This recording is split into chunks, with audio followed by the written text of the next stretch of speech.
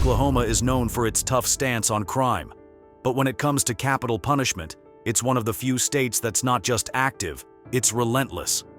While most death row inmates are men, a few women have stood before the state, found guilty of heinous crimes, and sentenced to die. Their stories are disturbing, tragic, and unforgettable. Today, we take a look at every woman sentenced to death in Oklahoma history. From motives to murders, and finally, to last words and final meals, these are the women the state deemed too dangerous to live. Let's begin.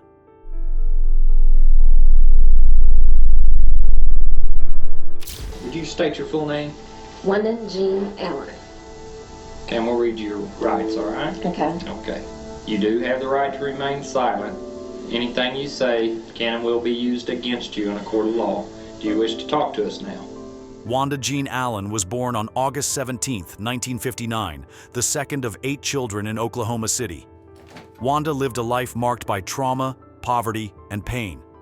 But in 2001, she became infamous and was known as the first black woman executed in the U.S. in nearly 50 years, and the first woman executed in Oklahoma since 1903. Wanda's childhood was plagued with instability. Her mother was a single parent struggling with alcoholism, and Wanda suffered a brain injury after she was stabbed on the left side of the head during a fight in her teenage years. Some say this action was what affected her reasoning and impulse control. Despite this, she managed to finish high school and held several jobs. In 1981, Allen was sharing an apartment with Deidre Pettis, a childhood friend, and over time, they became a couple.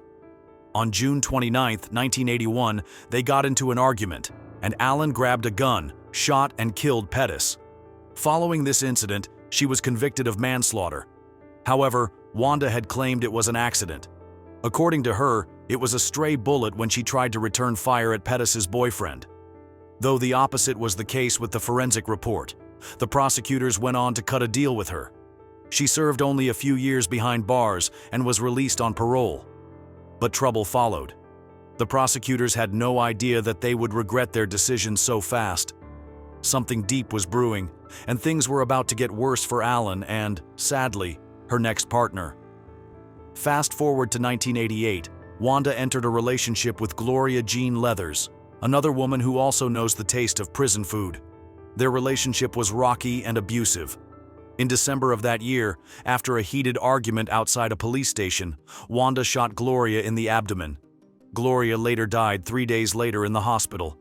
You see, Leathers, along with her mother, went to the Oklahoma City police station to file a complaint against Allen. But things went south, and Leathers' mother witnessed how she was killed in cold blood. Sorry, I want to tell you that we just received a call from Mercy Hospital, and Gloria's passed away. She died about 20 minutes ago. Be for real. I'm for real. Prosecutors argued this was a calculated, cold-blooded killing, pointing to Wanda's prior conviction. The jury agreed. In 1989, she was convicted of first-degree murder and sentenced to death. Over the next decade, her legal team tried to highlight her brain damage, her low IQ of 69, and her troubled upbringing, arguing that she was not fully capable of understanding her actions. But appeals were denied. Allen spent 12 years on death row. Her application for clemency was denied. On January 11, 2001, Wanda Jean Allen was executed by lethal injection at the Oklahoma State Penitentiary. Her last meal? She requested only a bag of chips. A simple choice for what would be her last. Her final words? True to her recent embrace of Christianity, while lying on the execution gurney, Allen said, "Father, forgive them.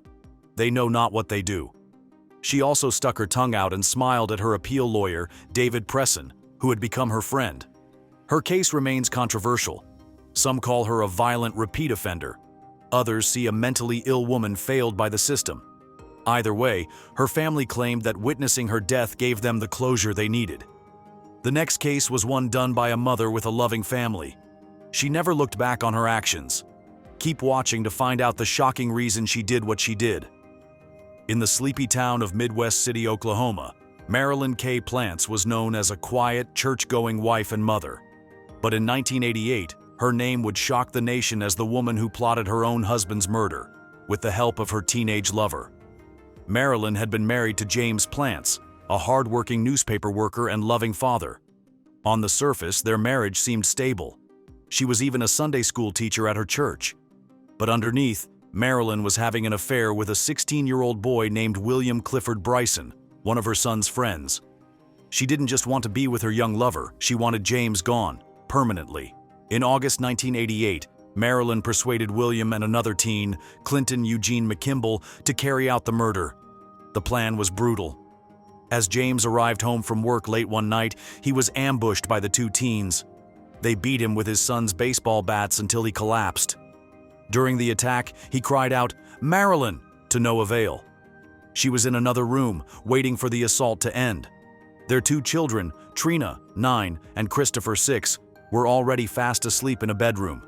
Thinking he was dead, they wrapped his body in sheets, placed him in the family pickup, and drove him to a remote area. But James wasn't dead yet. When he stirred, Marilyn ordered them to burn the truck, with James still inside, to make it look like an accident. The teens doused the vehicle in gasoline and set it ablaze. James Plants died of burns and blunt force trauma. This was indeed a horrific end to a devoted father and husband. Marilyn Plants went to the house and tried to clean the bloodstains from her carpet. She was able to convince the relatives that her husband had died due to a car accident. Relatives said they initially believed the accident story and had offered to help her, even after her arrest. "That's how unbelieving we were," said Karen Lowry, Jim Plants' sister. "We even tried to get a lawyer for her. Then the detectives started telling us what they found." The murder stunned the community. All three were arrested. In court, prosecutors portrayed Marilyn as cold, manipulative, and obsessed with starting a new life with her teen lover, and with cashing in on a life insurance policy of $300,000. Oh, that was a huge sum of money then compared to right now. In 1989, Marilyn K. Plants was convicted of first-degree murder and sentenced to death. The jury showed no mercy. Over the next 15 years, she filed appeals, citing ineffective counsel and her troubled past. But none of them succeeded. On May 26, 2001, Marilyn was executed by lethal injection. Marilyn really worked up an appetite for her last meal request. She requested a chicken taco salad, Mexican pizza, 2 enchiritos, 2 chicken tacos, an order of cinnamon twist, pecan pie, and 2 Coca-Colas. Her last meal? A salad, fruit, and a cup of water. Her final words? Her last words offered spiritual encouragement to her family and supporters. "I have overcome the world," she said. "Nothing, absolutely nothing, can separate us from the love of God. If you all want to see me again, you must be born again." Her death ends a long vigil for justice sought by Jim Plants' family. 12 family members and 3 other supporters witnessed the execution. Her children never visited her in prison. Her case remains a twisted tale of lust, manipulation, and betrayal. This was a reminder that not all monsters are strangers in the night. Some are sitting across the dinner table. On the 4th of July, 1982, in a remote Oklahoma trailer, 21-year-old Cindy Bailey knelt trembling, bruised and naked, as 45-year-old Lois Nadine Smith raised a .22 caliber pistol. Her voice was slurred from alcohol, but her rage was crystal clear. What followed wasn't just a murder. It was a personal execution, driven by vengeance, paranoia, and twisted maternal loyalty. Lois Smith, known in town by her nickname Mean Nadine, was fiercely protective of her only child, Gregory Smith, then 18. Cindy, his ex-girlfriend, had been rumored to have snitched to police about Gregory's drug dealing and stolen guns. It was never confirmed, just whispered hearsay. But to Lois, it was enough to mark Cindy for death. That day, Lois, Greg, and a family friend lured Cindy from a motel in Tahlequah under the pretense of talking things out. On the drive to Gans, Oklahoma, tensions boiled over. Lois choked Cindy in the car, stabbed her in the throat, then dragged her into a trailer, which was her ex-husband's house, for what would become a brutal execution. Cindy was pistol-whipped, humiliated, and her hair was chopped off. When she pleaded for her life, Lois screamed for her to get on your knees. She then fired 9 bullets into Cindy's chest, back, face, and head. And when the gun ran out, Greg, her own son, reloaded it for her. In the final act of rage, Lois stomped on Cindy's neck. ensuring her death was violent, painful, and personal. It wasn't just revenge. It was a performance of domination and hatred. Lois never tried to flee. She confessed casually when arrested, saying, "She was going to have my son killed. She wouldn't stop." The trial was swift and damning. The prosecution presented a clear timeline: premeditated kidnapping, physical torture, and execution. Witnesses confirmed the escalating threats Lois had made about Cindy. Her nickname, Mean Nadine, echoed throughout the courtroom, not as a smear, but as a character profile. The jury found Lois guilty of first-degree murder. She was sentenced to death by lethal injection, and her son Greg received life in prison as an accomplice. He was later paroled in 2009. For nearly 2 decades, Lois sat on death row at the Mabel Bassett Correctional Center.